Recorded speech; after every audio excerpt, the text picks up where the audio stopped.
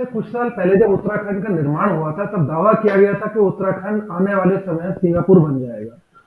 लेकिन सिंगापुर तो नहीं बना, लेकिन तमाम समस्याओं का घर उत्तराखंड है। और उत्तराखंड की राजनीति जब भी चुनाव आते हैं, हमेशा वो समस्याओं और इन्हीं सब मुद्दों पर रहती है। हमारे साथ प्रेम बहुखंडी हैं, जो राज्य निर्माण आंदोलन से जुड़े रहे हैं, राज्य में सामाजिक कार्यकर्ता है, राजनीतिक दल से भी इन दिनों जुड़े हुए हैं। हम उनसे जानना चाहेंगे कि ऐसा क्या रह गया कि उत्तराखंड बना, लेकिन उत्तराखंड की समस्याएं पहले से ज्यादा बढ़ गई घटने के बजाय। जी प्रेम जी। जी नमस्कार। सबसे पहले तो क्या हुआ कि जब हमारा राज्य बना, उसी वक्त हमारे साथ एक तरह की बेईमानी कर दी गई, जिसको हम कहते हैं, स्पष्ट तौर पे कहते हैं, भारतीय जनता पार्टी ने बेईमानी करी। जो कौशिक समिति ने रिपोर्ट दी थी, जिसके अंदर हम 8 जिलों की मांग कर रहे थे, और मुख्यतः हमारे 8 जिलों की मांग थी। उधम सिंह नगर हमारी मांग का हिस्सा नहीं था, और हरिद्वार का बड़ा हिस्सा हमारी मांग का हिस्सा नहीं था।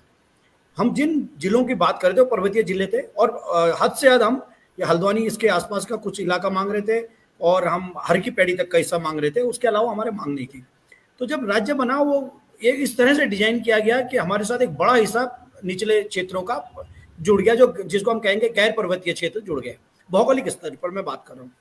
पहली गलती तो ये हो गई। दूसरी गलती हमारे साथ धोखा कहेंगे कि ऐसे व्यक्ति को मुख्यमंत्री बना दिया गया जो उत्तराखंड राज्य आंदोलन में न तो शामिल थे और उत्तराखंड के राज्य के विरोधी थे। बहुत सज्जन आदमी थे नित्यानंद स्वामी जी, लेकिन सज्जन होना और उसके बारे में एक दृष्टिकोण रखना, उसके बारे में एक समझ रखना, वो एक अलग अंतर आता है। उनके बनने के बाद जो दिक्कत आई, वो पहाड़ी विधायकों को दिक्कत आई, भारतीय जनता पार्टी के। और हमारे एक आजकल राज्यपाल हैं, तो उनका नाम लेना ठीक नहीं है, लेकिन वो जब भी उत्तराखंड में आते हैं तो सरकार को हिला देते हैं। तो उन्होंने 8-9 महीने के बाद ही नित्यानंद स्वामी जी की सरकार को अपदस्थ कर दिया। उसके बाद एक नए सज्जन आए, उन्होंने कुछ दिन सरकार चलाई और अल्टीमेटली सरकार चली गई। दिक्कत क्या हुई, जो नींव गलत पड़ गई। हमारी नींव ये पड़ गई कि हम उत्तर प्रदेश की यहाँ पर कार्बन कॉपी बन गए। जो हमको एक नई नींव रखनी चाहिए थी, नया कुछ काम करना चाहिए था, वो हम प्लान नहीं कर पाए। मैं अक्सर एक बात और कहता हूँ, थेटिकल, चूंकि हम थेटिकल बात कर रहे हैं, कि उत्तराखंड की जो लड़ाई है वो इसलिए नहीं थी कि हमको एक अलग राज्य चाहिए था, हमको एक अलग राजनीतिक स्वरूप चाहिए था, हमको एक अलग विकास का मॉडल चाहिए था। वो हमारी मुख्य डिमांड थी। क्यों? क्योंकि उत्तर प्रदेश की राजनीति में तो हम पहले भी छाए हुए थे, पहाड़ के लोग तो पहले भी छाए थे, कितने सारे मुख्यमंत्री हमारे थे। सवाल मुख्यमंत्री बनने या मंत्री बनने का या अधिकारी बनने का नहीं था। तो अधिकारी और मुख्यमंत्री तो हमारे यहाँ के लोग पहले भी बन जाते थे, क्योंकि अपर कास्ट के लोग हैं, ज्यादातर पढ़े लिखे लोग थे, वो दिक्कत नहीं थी हमारे साथ। हेमंत बहुगुणा से लेके गोविंद बल्लभ पंत जी से लेके ये नारायण दत्त तिवारी जी, सब छाए रहे वहां की राजनीति में। प्रश्न था विकास के मॉडल का। हम वो विकास का मॉडल नहीं बना पाए। जो भारतीय जनता पार्टी की तरफ से गलती हुई वो एक गलती थी। उसके बाद जो दूसरी गलती हुई वो कांग्रेस की तरफ से हुई, और कांग्रेस की तरफ से गलती हुई कि उन्होंने एक ऐसे व्यक्ति को मुख्यमंत्री बना दिया, नेहरूवादी जो विचारधारा के व्यक्ति थे, नेहरूवादी जो ट्रिकल डाउन थ्योरी जिसको हम कहते हैं, उसकी विचारधारा के मानसिकता के व्यक्ति थे नारायण दत्त तिवारी जी। तो नारायण दत्त तिवारी जी के दिमाग में था कि हाँ, वो विकास होगा। विकास कैसे होगा? उन्होंने वही जो नेहरूवादी मॉडल है, समाजवादी मॉडल है, बड़ी इंडस्ट्रीज, बड़े स्कूल बन जाएंगे, सब बन जाएंगे, वो ये तो बना दिया उन्होंने। लेकिन जो उनकी समझ थी कि भाई इसके बाद ट्रिकल डाउन जाएगा, ऊपर की तरफ को विकास का कुछ बाहर बहेगी, वो हुई नहीं। और जो पहाड़ के लोग पहले माइग्रेट करके बाहर जाते थे, वो वापस यहीं आने लग गए। अब वो देहरादून और इसके आसपास तो तराई तो पूरा फुल हो गया। और पर्वतीय क्षेत्र की हालत ये है कि पिछले 2018 में उत्तराखंड सरकार ने एक आयोग बिठाया, पलायन आयोग। ये भी अफसोस की बात है कि उत्तराखंड को पलायन आयोग बिठाना पड़ा 18 साल बाद। उस पलायन आयोग ने रिपोर्ट दी कि लगभग 800 गांव भूतिया गांव हो चुके हैं। भूतिया गांव का मतलब है कि जिस गांव में कोई नहीं रहता, गांव शांत हो। तो हम जो विकास का मॉडल है, उस मॉडल में फेल हो चुके हैं सबसे पहले तो ये जो हम कोशिश कर रहे हैं इस बार चुनाव। अच्छा, मैं मॉडल की बात करूं, जब इंडस्ट्रियल डेवलपमेंट की बात हो रही थी, आपने जैसे पलायन की बात की, तो पलायन के मुद्दे पर इसका सोल्यूशन आपने कुछ खोजने की कोशिश की, कुछ बताया, सरकारों से कुछ डिस्कशन हुआ, या जैसे सामाजिक कार्यकर्ता है तो कोई मॉडल है आपके पास के पलायन रुक पाए और पहाड़ के लोग पहाड़ में रह पाए और उनके लिए जो है वहां पर कोई रोजगार के नए अवसर हुए, कुछ तरीका हो? मैं उसी मॉडल की बात कर रहा हूँ। उसी मॉडल की बात मैं आपको बताऊं कि जब उत्तर प्रदेश का इंडस्ट्रियलाइजेशन हो रहा था, उस वक्त उत्तराखंड के हिस्से में इंडस्ट्री का जो बड़ा मॉडल वो आया है, वो सहारनपुर में लगने हुए स्टार पेपर मिल। क्योंकि लखनऊ वालों के लिए सहारनपुर और चमोली आसपास है ना, कि भाई चमोली का लकड़ी है और उसको यहाँ कर।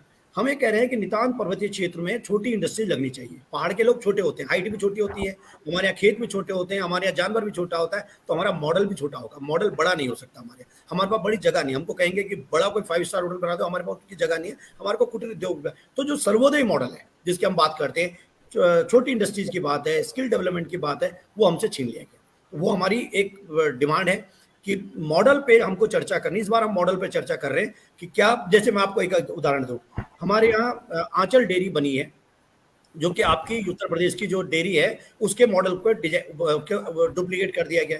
इस आंचल डेयरी का, अब अगर आप दूध की क्वालिटी की बात करें तो आप तक एक तरफ अगर उत्तरकाशी के किसी गांव का जो दूध है उसकी क्वालिटी और देहरादून के दूध की क्वालिटी में नितांत फर्क है, उसकी जो क्वालिटी है उसकी जो बात करें।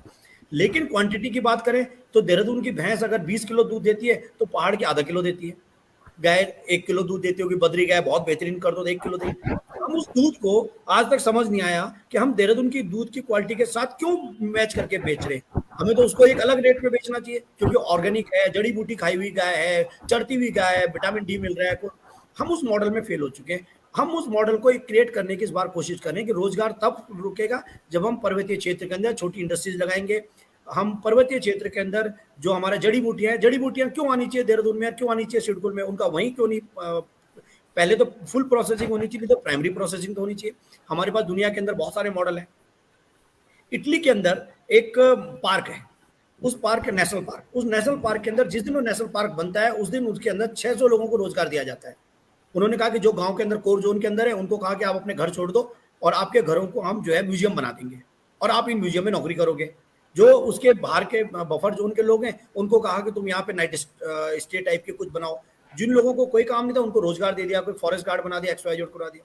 हमारे उत्तराखंड के अंदर जैसे कोई पार्क बनता है, नेशनल पार्क बनता है, बायो रिजर्व बनता है, सबसे पहला काम किया जाता है कि यहाँ के लोगों को भगाओ। तो फॉरेस्ट डिपार्टमेंट हमारे यहाँ एक बड़ी दिक्कत है। हम उस फॉरेस्ट डिपार्टमेंट क्यों नहीं हम इस तरह की मॉडल डेवलप कर पा रहे कि जो जिस जगह में अगर हमको कोई कंजर्वेशन पार्क बनाना भी है, नेशनल पार्क बनाना भी है, तो वहाँ के स्थानीय लोगों को रोजगार दिया जाए। हम क्यों बाहर से लोगों को लेके आ रहे हैं उसमें रोजगार देने के लिए, और इसलिए फिर वहाँ पे स्मगलिंग हो रही है बाकी चीज। तो इस पर हमारा इस बार का फोकस रहेगा। अच्छा, एक चीज हम अभी मतलब जल्दी है, टाइम कम है हमारे पास, लेकिन हम देखते हैं कि उत्तराखंड जो है पर्यटन, क्या राजनीतिक पर्यटन और संदेश भेजने का एक जो केंद्र है, वहां से पूरी दुनिया को मैसेजिंग हो रही है, पॉलिटिकल मैसेजेस वहां से क्रिएट होते हैं। उत्तराखंडी या उत्तराखंड का जो पहाड़ी है वो संदेश में कहाँ रह जाता है, उसके हिस्से में कुछ क्यों नहीं आ रहा है? वो सिर्फ संदेश ही है ना, क्योंकि आज जो प्रधानमंत्री केदारनाथ गए हैं, अगर केदारनाथ की हम बात करें, हम धार्मिक, मैं एक सनातनी हिंदू ब्राह्मण हूं, और मैं अगर उस तरह से बात करूं तो केदारनाथ की तरफ पीठ करके प्रधानमंत्री ने भाषण दिया। भाषण सुनने वाले लोग कौन लोग थे, बड़ा प्रश्न है। अगर वो श्रद्धालु थे तो क्या वो श्रद्धालु केदारनाथ में प्रधानमंत्री का भाषण सुनने गए थे? वो तो बाबा केदारनाथ के दर्शन करने गए थे, तो उनको भाषण क्यों पिलाया गया? अगर वो भाषण सुनने के लिए भीड़ ले जाई गई थी तो भैया केदारनाथ जैसी जगहों में, क्योंकि उखड़ बाबा जो तो दूर रहना चाहते हैं भक्तों से, मतलब दुनिया से दूर रह के, तो केदार में गए 10-14,000 15,000 फीट पे, वहां पर आप भीड़ लेके चले गए। ये जो प्रश्न है वो ठीक कह रहे हैं। तो स्थानीय मुद्दे यहाँ से गायब हो जा रहे हैं। उसका दूसरा बड़ा कारण ये हो रहा है कि पहाड़ियों को भी भागने की लगी हुई है। जो नेता बन जा रहा है वही तराई में आ जा रहा है, क्योंकि सब कुछ तराई में है। अगली बार अभी हालत ये हो गई है कि 34 सीटें तराई में हैं और 36 सीटें पहाड़ में। हमें उम्मीद है कि अगला जो चुनाव आएगा, जो डिमार्केशन होगा 2026 में, उसमें आते आते पहाड़ के अंदर सीटें मेरे ख्याल से 28-30 बच जाएंगी और ज्यादातर सीटें प्लेन्स में आ जाएगी, जो हमारे एक नया खतरा पैदा होगा। तो इस बार डिबेट में हमारा ये भी है कि क्या हम जो उसका जो क्षेत्र है, विधानसभा का क्षेत्र है, क्या उसको डिमार्केट करने का कोई नया क्राइटेरिया तय कर सकते हैं, जिसमें भूगोल भी आए, जिसमें एरिया भी आए, जिसमें नदी नाले खाले भी आए जुड़े। ये सारी की सारी चीजें डिबेट में हैं इस बार। जो डिबेट जो आप बता रहे हैं, जो एजेंडा आप सेट कर रहे हैं, एजेंडा में लोगों को, जो स्टेक होल्डर हैं, उनसे बात हो रही है, उन लोगों को इंक्लूसिव या उनका इंक्लूजन की कुछ बात है इसमें? एजेंडा में देखिए, हमारे पहाड़ में अक्सर एक बात होता है, किसानों के बारे में, पहाड़ियों के बारे में एक बात बोलता हूँ कि किसान और पहाड़ी जो है 5 साल तो किसान रहता है, 5 साल पहाड़ी रहता है, 5 साल वो सरकार से लड़ता रहता है अपनी मांगों को लेकर। और ठीक चुनाव आता है, कोई ब्राह्मण हो जाता है, कोई ठाकुर हो जाता है, कोई दलित हो जाता है, कोई मुसलमान हो जाता है, और वो बढ़ जाते हैं। तो ये जो एजेंडा सेट की मैं बात कर रहा हूँ, इस पर हम लगातार चर्चा करते हैं। यहाँ के जो उत्तराखंडी आंदोलनकारी ग्रुप है वो लगातार इस बात को लेकर चल रहे हैं। जैसे मैंने आपको कहा कि राजधानी का मामला, अब राजधानी देहरादून में क्यों नहीं चाहिए? राजधानी के अलावा देहरादून में लगभग 140 ऐसे डिपार्टमेंट हैं जिनके क्या बोलते हैं उसको, निदेशालय हैं। वो निदेशालय क्यों होनी चाहिए? निदेशालय पहाड़ों में रह सकते हैं। हम तो उसको करने की कोशिश कर रहे थे कि दूर दूर हो क्षेत्रों में निदेशालय बने। यहाँ क्या हुआ, सारा केंद्रीय कर दिया। विकेंद्रीकरण के उल्टा जो है सारा कुछ केंद्रीयकरण कर दिया। हम इस विकेंद्रीकरण की बात कर रहे हैं। पिछली बार सरकार पे दबाव बनाया तो उन्होंने एक कैपिटल को कह दिया कि समर कैपिटल बन जाएगी, लेकिन समर कैपिटल में वो जाते नहीं है। तो कैपिटल का हमारा एक मुद्दा है, वो कैपिटल का मुद्दा अगर हमारा हल हो जाएगा तो बहुत सारे लोग विधायक बनने से डरेंगे, क्योंकि एक तो वहाँ ठंड है, उनको लगेगा भाई वहाँ तो दलाली हो नहीं सकती, तो कुछ चीजें सुधर के आएंगे। तो स्थानीय लोग, स्थानीय जो आंदोलनकारी लोग हैं, लगातार इस एजेंडा के साथ तो लगे हुए हैं। एक और चीज बता दूं, चारधाम सड़क को लेकर बड़ी हल्ला मच रहा है दुनिया के अंदर, लग रहा है जैसे पता नहीं क्या क्रांति हो गई है। मैं आपको चारधाम सड़क को बता दूं, पर्वतीय क्षेत्र के अंदर नॉर्म्स है सड़क बनने का 5 मीटर प्लस 2 मीटर, मतलब 5 मीटर चौड़ी सड़क होगी, उसके बाद दोनों तरफ 1-1 मीटर के पेवमेंट होंगे, ये नॉर्म्स है।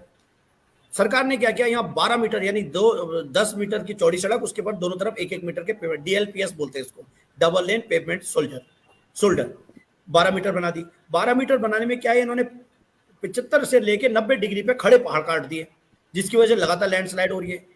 कहा जा रहा है, पहले कहा गया कि चारधाम के लिए या सड़क बन रही है, हमने कहा चारधाम के लिए सड़क बना के फायदा, क्योंकि हमारे ऑल वेदर, हमारे तो भगवान भी नहीं है। आज बंद मंदिर के दरवाजे कपाट बंद हो जाएंगे तो भगवान ही नीचे आ जाएंगे, दूसरी जगह में आ जाएंगे तो दर्शन ही नहीं देंगे 6 महीने, तो किसके लिए आप बना रहे हो। फिर उन्होंने कहा कि सेना के लिए होना चाहिए, तो अगर सेना के लिए, तो सेना कह रही है कि हमारा तो 5-7 मीटर से काम चल जाएगा, तो हमको 12 मीटर की जरूरत नहीं है।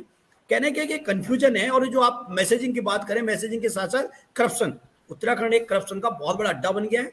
आज की डेट में चारधाम सड़क पे अगर बात की जाए तो इतना बड़ा करप्शन हो रहा है कि जिसकी जांच होनी चाहिए, कौन जो लोग कर रहा है, और स्थानीय आदमी के हाथ में कुछ नहीं लग रहा, सिर्फ इस बात के कि हमारे एक प्रोफेसर थे जो मीडिया के, उनके ऊपर 1-1.5 क्विंटल का पत्थर गिर जाता है और उनकी मौत हो जाती है। यार अभी जो कुछ दिन पहले बारिश आई थी, उस बारिश के अंदर 80-82 लोग मर जाते हैं मलबे, अलग अलग जगह कारणों से। या निकल के आ रहा है कि उस के दौर में कम से कम इधर 191 जगहों में सड़क टूटी हुई थी। हम कह रहे हैं छोटी सड़कें, पहाड़ के अंदर छोटी सड़क होनी चाहिए, छोटी इंडस्ट्री होनी चाहिए, छोटी सब चीजें होनी चाहिए, तो वो मॉडल को लेकर बात चल रही है। प्रेम जी, बहुत बहुत धन्यवाद, आपसे बात हुई हमारी, और इन मुद्दों पर हम आपसे चर्चा करते रहेंगे। लगातार हम जो है कोशिश करेंगे कि आपके मुद्दे, आपके सवाल हम उठाते रहें और उनकी बात हमारी होती रहे। बहुत बहुत धन्यवाद। धन्यवाद।